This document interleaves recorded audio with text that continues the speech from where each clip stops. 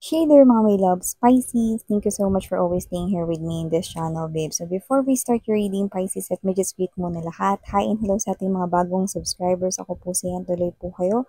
And you can also bring your other friends, loved ones right here. And sa mga returning tambayers, thank you sa inyong walang sawang love and support for me. So kung mga babes, hindi niyo pa meron pa po tayong other channel. Ang link niyan ay nasa ating description box. Diyan sa channel na yan ay may ina-upload din tayo araw-araw na collective readings for all signs. Kaya naman mga babes, no, pwede nyo i-check out yung channel na yan no, if interested kayo. At syempre, reminders muna tayo bago tayo magsimula na wala tayo ditong gender. So, babae, lalaki, LGBT, lahat po welcome. Pwede rin pong i-switch at magkapalit-palit yung mga roles dahil ito ay isang general reading. And at the end of the day, lahat po kayo ay may free will na free nyo pong gamitin anytime, anywhere. Like, it's up to you kung gusto niyo na i-claim yung mga mensahe or not. So let's go ahead and check these messages for you, Pisces. Archangel Michael, thank you so much. Together with the angel guides.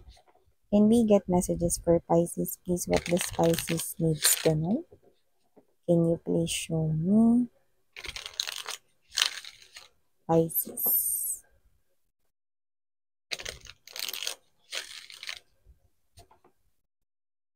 Pisces.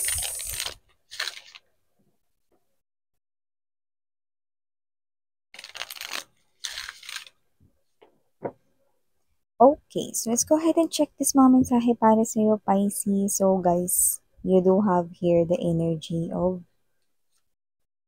Ten of Coins. Present then, full card energy. Seven of Swords. Andito din for you guys.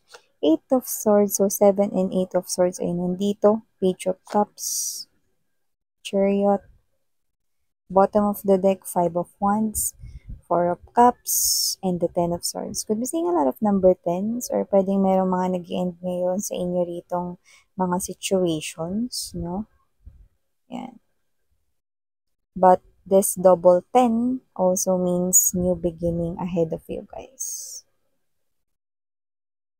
So, meron ako nakikita rito mga lilipat ng bahay. So, nakita ko rito, no, mga babes, dun sa lilipatan ninyo, no, is pwedeng umalis din kayo agad. Kasi nakikita ko, no, na mas okay pa yung sitwasyon ngayon kung saan kayong environment nakatira kumpara sa inyong lilipatan, no. At malalaman nyo yan, no.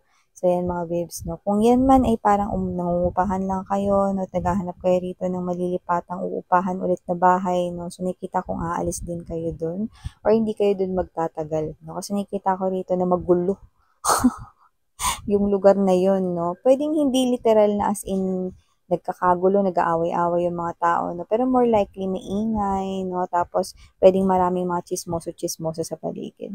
Bago nating kapitbahay, grabe, no. Yung wala pa nga kayo doon ganun katagal, no, pero pag-uusapan na kayo. Main topic na agad kayo. No? So, maliban dyan, nakita rin ako dito ng energy, no, na posibleng meron dito na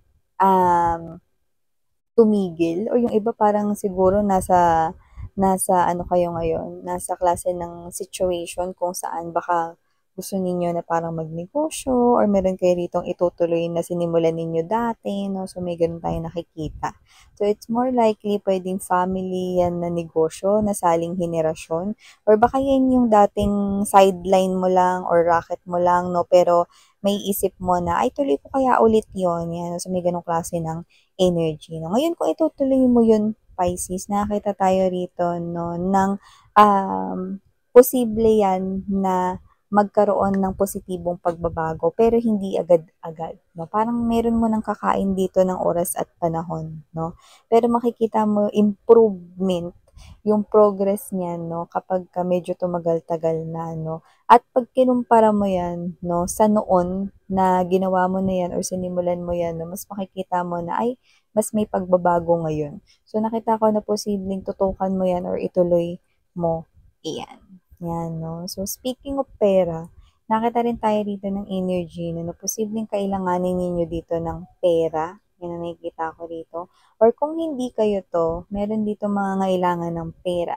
Pwedeng family member yan or kamag-anak dito, no? At ito ay bunga lamang ng kanya ritong pagkainggit yan, no? Hindi ko alam kung anong klase to pero may rumors or gossips dito na parang naiinggit lang siya kasi pwedeng meron sa mga kamag-anak ninyo na parang medyo nakaka-LL, no? Lumuluwag yung pamumuhay, no? Gumaganda, no? Tapos siya parang biglang nag-self-pity. May mga ganong klase ng energy, no? Pero hindi maganda yung ganon, di ba?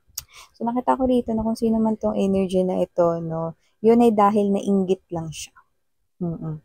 Ano naman kinalaman ko diyan, Miss yan? Well, nakita ko lang kasi dito, no, na baka mahawa ka lang sa pagsiself-pity niya rito, no, kaya umiwas ka na lang rito, no. Pag maririnig mo siya na parang mga negative yung mga sinasabi niya, no, at medyo bad trip siya sa mundo, no, lumayo ka na lang.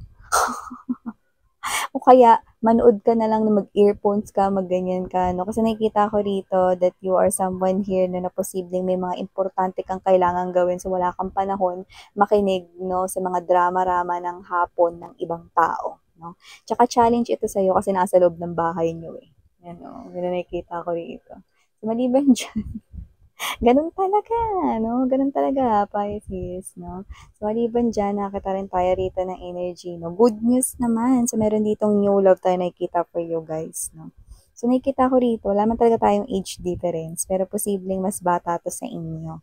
So, sino man siya, pwede rin naman na hindi siya mas bata sa inyo, pero pwedeng younger looking lang siya compare sa kanyang edad. Yun yung nakikita ko dito. Pero maganda kasi nakikita ko dito na dahil sa kanya marami kayong mga parang mga magagawa ng mga bagay na hindi niya pa nagawa ever, no? Siguro hindi niya pa na-try na parang sumakay sa roller coaster ng ganyang edad ninyo, no? Pwedeng ganon, no? Tapos siya, eto siya, game siya dyan, no? So, pwedeng dalhin niya kayo dito sa amusement park or whatever, no? So, parang may energy siya rito na parang feeling mo, nakaka-light siya ng mood at saka parang yung vibes niya, good vibes, no? Parang yung mood mo gumaganda, no, kapag ka itong tao na to ay nandyan. Tapos pagka kunwari, medyo parang bad trip ka or whatever, no, papansin mo na nagbabago rito yung timpla ng ano mo, ng energy mo, no? So, nakikita natin ganon. Speaking of nagpapaganda ng energy, meron din dito ako nakikita mga babes na posibleng meron ditong mandaya or gumawa rito, no, ng parang pandaraya sa'yo. So, hindi ko alam kung may mga nag-aaral ba dito or nagtatrabaho na, pero meron ditong energy ng kompetisyon kung saan posibleng threaten siya sa'yo. No? Pwedeng dahil nga kasi gumaganda-ganda rito, no, yung pagpapakita mo ng quality ng trabaho mo, pwedeng sa opisina yan or sa trabaho, no? Or baka mga kakumpetensya mo yan kung may negosyo ka, no? 'Di ba? Siyempre, lahat naman ngayon, no, yung produkto, pwedeng pare-parehas na kayo ng tinitinda. Depende na lang kung paano yung approach ninyo, Pisces, 'di ba? Sa mga ganyang bagay. No? So, meron ditong nakikipagkompetensya sa'yo kahit hindi ka naman nakikipagkompetensya sa kanya, no? Pero maaari kasi siya ritong manira, no? Ng posibleng produkto mo or ikaw mismo. So, nakikita ko rito na posibleng meron dito na more likely online social media yan. Parang, alam mo, parang kunwari magpo-post siya ng review dun sa ano mo, sa product mo, pero hindi naman totoo. Simula na ginamit ko to, nangati yung mukha ko eh. Yung mga ganun, 'di ba? Pero kung tutusin, pare-pares kayong tinda, 'di ba? So, gusto lang niya dito mga babes, no, na Manila, kasi nakikita ko rito na parang mas nakaka-attract ka rito ng mga ano, buyers, no? Yan, mga kliyente, no? More, yun na nakikita ko rito, Pisces, no? So, gusto rin niya ng ganon, pero syempre, kapag ka nasa isang kompetisyon ka, inis ka eh, 'di ba? Kasi parang feeling mo nauungusan ka, ganun yung nararamdaman niya, no? Kaya G siya sa iyo. Yan, no? So, maliban dyan, nakita rin ako dito ng energy, no? Ito, ex mo naman to, Pisces. With the Five of Wands energy, Four of Cups right here, no? This person here, gusto niya rito na kaibiganin kayo. Yan, no? Kahit kaibigan, yan, no? Pero wala siyang chance. Yun yung naiisip niya, no? Dahil dito sa kanyang nagawa noon, parang may nasabi siya sa inyo na alam niya na hindi niya na yun kayang burahin. Di ba pag nasabi na hindi na kayang bawiin? Nasabi na eh. Kahit ano pang rason yung sabihin mo or excuse yung sabihin mo, di ba? Pag nasabi mo na, wala nang bawian yun. So, meron siyang nasabi dati na iniisip niya ngayon, no? Kaya kahit na gusto niya dito makipag-friends-friends sa'yo, kasi maganda kang friend eh. Yun yung sinasabi niya dito. Okay? Nakikita ko dito, siya yung klase ng energy, no, na parang namomroblema with the Four of Cups, no, kung paano siya rito ulit magiging friend mo sa kabila ng nasabi niya. Hindi ko rin alam. Pero kasi kung ano yung nasabi niya, parang feeling ko matindi or malala yun, no? To the point na sobra ka sigurong nasaktan sa sinabi niya or na bad trip ka ng bongga sa sinabi niya with the Ten of Swords energy, no? So, nakatarin ako dito, Pisces, no, ng energy kung saan possible na meron kang talikuran dito na tao, no? Pero, nakikita ko na ginagawa mo itong desisyon na to, no, para sa sarili mo. Okay? Hindi naman ito masama kasi nakikita ko dito na kung sino siya, no, with the Seven of Swords energy, full card. Nakita ko na itong tao na to, no, ay posible na gawin niya ulit sa inyo yung bagay na pwedeng magpawala ng tiwala mo sa kanya ulit, no. And ikaw ito, na parang kahit nakapikit ka with the Ten of Swords energy, kilala mo na, no, kahit na yung hibla ng dulon ng baby hair niya sa bumbunan. Kaya nakita ko rito, no, na hindi mo na patutuloyin itong tao na to sa buhay mo at nakikita ko rito that you will definitely end like it ang anuman na connection ninyo. So, pwede magkausap kayo pero parang sasabihin mo, pwede ba tigilan mo na lang ako? Pwede ba lumayo ka na lang sa akin? Ganyan. No? So, may ganong klase ng energy. No? Kasi nakita ko rito na parang nahanap mo na ang kapayapaan at katahimikan ng iyo ritong buhay. Kaya kung sino man yung mga kausap kong Pisces dito, parang this is you, no, na you do not entertain any 'di ba? You do not entertain any, 'di ba? BS in your life, yun, no? And also, last but not the least message, nakikita ko rin dito na posibleng yung iba, may mga kakonect ba kayo dito, boyfriend, girlfriend, no? Nakikita ko dito na yan, yung kakonect ninyo, no, is posibleng meron ditong hinahanda na sorpresa para sa'yo. And for some reason, ito ay parang date. Yan, no?